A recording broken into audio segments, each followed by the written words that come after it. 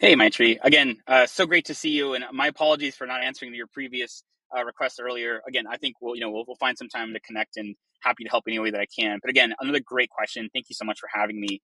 Your question is, based on your experience successfully building Notion's community, what is the one fundamental philosophy that you would say has contributed to the success? So I actually didn't launch it myself. It was Ben Lane, and I think I'll say two things. One, I think on his part that he did really, really well was very early on. I think I mentioned this in Sharrat's answer as well, was that he basically invited members to the community that were that kind of embodied our values, which were really kind of just being kind to one another, helping as much as you can, and kind of contributing to the wider community.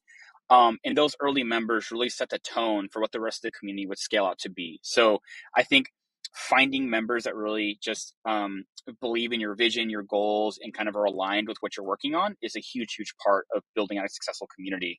Something that I've been doing that I think has been very helpful and has helped me kind of understand our members more is just spending one-on-one time with them, getting to know them, understanding where they're coming from, and just like knowing who they are as people, right? We're at the end of the day, we're all people, and some of us are using Threado to make our jobs a little easier, and some of us are, part of gaming communities or movie communities, and everyone kind of has a lot going on, right? I don't, I'm sure you have other things that you like to do on your free time. It's not just Threado, so you're not just Matri from Threado. You're a lot more than that. And I think understanding those things goes a long way.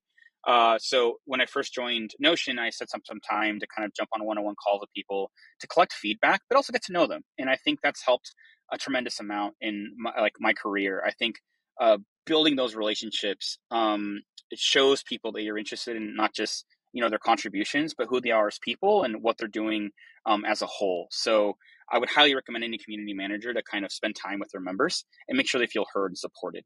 But yeah, those are kind of been two huge things that I think have helped, um, you know, uh, helped our community kind of come together and really kind of expand and grow.